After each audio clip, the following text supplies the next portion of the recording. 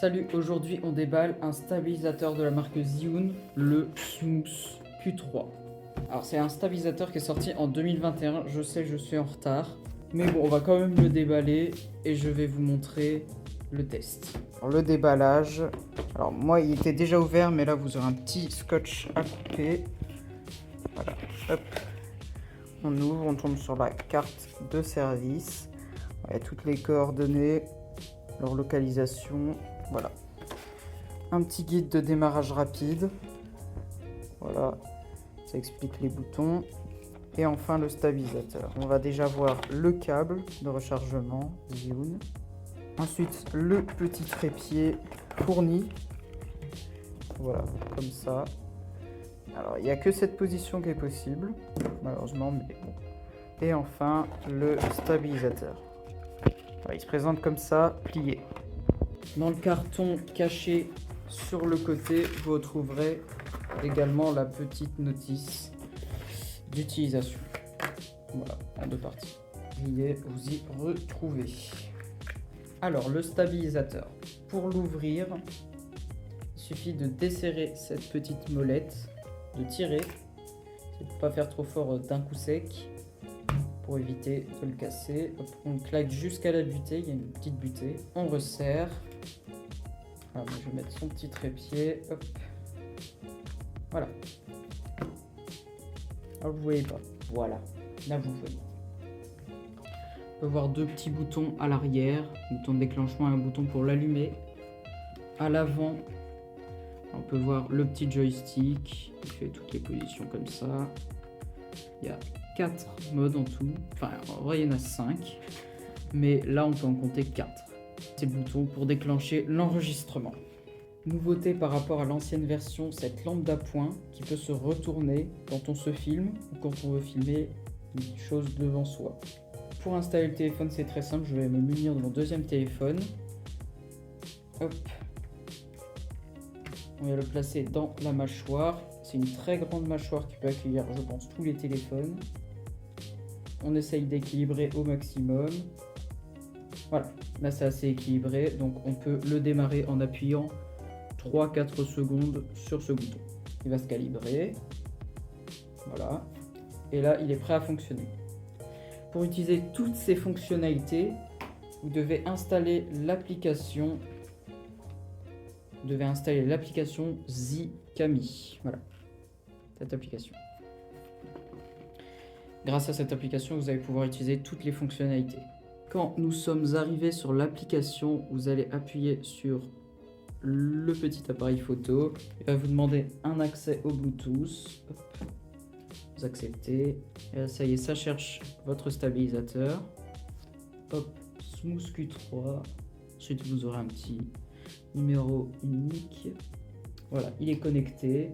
Voilà, il demande si on a le droit d'accéder au micro, au fichier et à la caméra.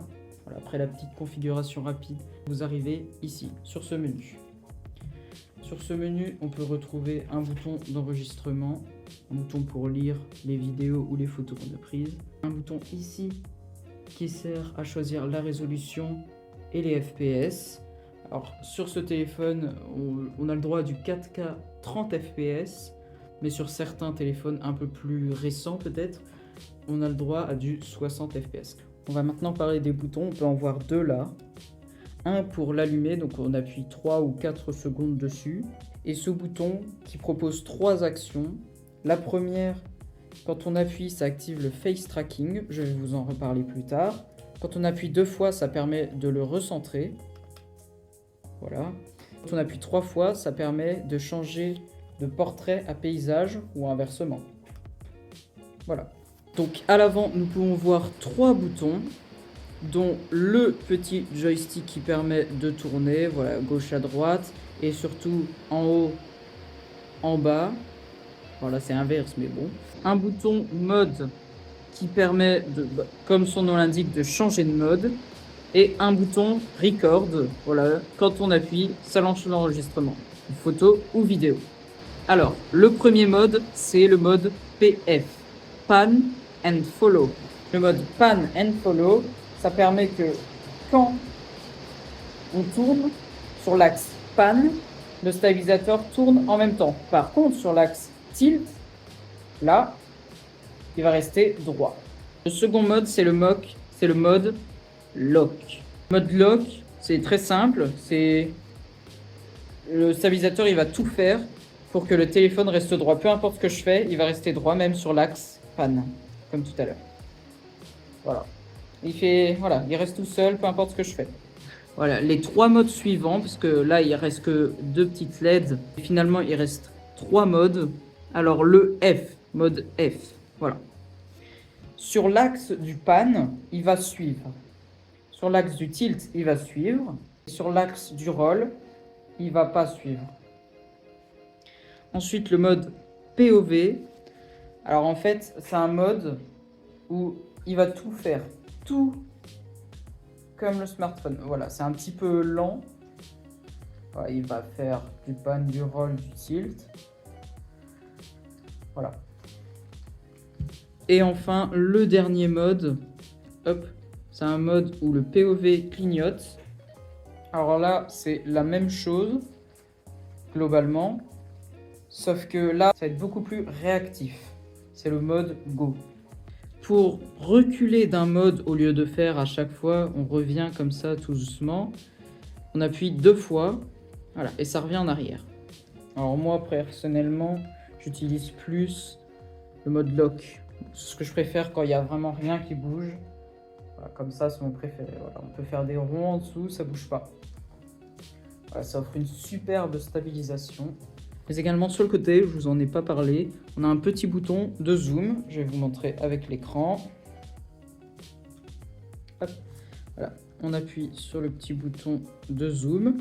Voilà, et ça permet de zoomer. Voilà, ça peut zoomer jusqu'à x8. Alors c'est pas le meilleur des zooms parce que c'est un zoom fait à partir de l'objectif principal. Il n'y a pas d'ultra grand angle. Voilà. Alors dans l'application, vous avez plusieurs modes ici. Alors les différents modes sont le mode photo, vidéo, panoramique, dolly zoom, un mode time-lapse et un mode hyperlapse. Et comme je vous en avais parlé tout à l'heure, quand on appuie une fois sur la gâchette, on va voir un petit rond vert qui va me suivre. Et peu importe ce que je fais, voilà, le stabilisateur va me suivre de gauche à droite. Voilà, c'est plutôt bien. Pour l'arrêter, il suffit juste de rappuyer dessus 2 fois pour recalibrer. Et voilà, c'est très bien. Il est également possible d'activer une petite fonction. C'est une petite main avec marqué off quand vous allez installer l'application. Quand vous l'activez, il suffit de faire un geste de la main pour lancer l'enregistrement. Voilà, donc j'appuie une fois pour me viser. Et là, je peux faire une petite vidéo. Très bien. Zhiyun propose aussi une petite option qui s'appelle Smart. Ce sont des templates gratuites qui vous permettent de réaliser plein de vidéos. Voilà, c'est une sorte d'explication, puis des tutos où ça vous dit quoi faire à quel moment. Voilà, il y en a plein. On peut faire un peu plein de choses avec. Côté autonomie, Zhiyun nous annonce entre 7 et 15 heures d'autonomie. En revanche, il y a quand même une charge de 3 heures avec ce petit câble. Voilà. C'est de l'USB-C, donc on peut mettre n'importe quel câble de chargeur. Pour résumer, c'est un excellent stabilisateur à bas coût. Alors les points positifs, ce que j'ai bien aimé, c'est bien sûr les 3 axes. Voilà. Parce qu'avant j'avais le Zhiyun Smooth X qui ressemble à ça. Et maintenant avoir 3 axes, c'est beaucoup mieux. Parce que le Smooth X, tu pouvais juste faire ça et ça. Mais tu pouvais pas faire en avant. Donc ça c'est pas mal pour filmer en faisant comme ça. Alors un autre point positif, cette lampe d'appoint. Voilà, elle est vraiment très bonne. Voilà. Voilà, vous la voyez. Alors, pour la faire fonctionner, on appuie 2 secondes. Hop. On peut appuyer une nouvelle fois et encore une autre fois, parce qu'il y a 3 niveaux d'intensité. Alors, je vous montre un exemple. Voilà. Là, c'est quand c'est allumé et là, c'est quand c'est éteint. Voilà. Voilà, c'est pas du tout pareil. Ça éclaire mieux le visage. Hop. Premier niveau, deuxième, troisième niveau d'intensité. C'est plutôt pas mal. Alors les points négatifs, c'est que l'axe tilt, il est assez limité, même si ça peut permettre de faire des choses quand même pas mal. On peut faire comme ça, et à partir de là, hop, il va suivre le mouvement. Alors ça aurait été bien qu'il puisse nous suivre jusqu'à comme ça. Bon, après, forcément, c'est pas le même type de bras, mais bon, c'est suffisant. Deuxième point négatif, quand on est en mode pan and follow, quand on veut tourner, là il pète un câble. On ne comprend plus. Ça c'est un petit problème, du coup il faut réappuyer 2 fois pour qu'il comprenne et il se met à l'envers. Donc voilà. On va attendre un petit peu, là il vient de biper, je sais même pas pourquoi. Voilà, c'était tout. J'espère que la vidéo vous a plu. Si elle vous a plu, vous pouvez mettre le petit like, le petit commentaire ou même vous abonner. Voilà.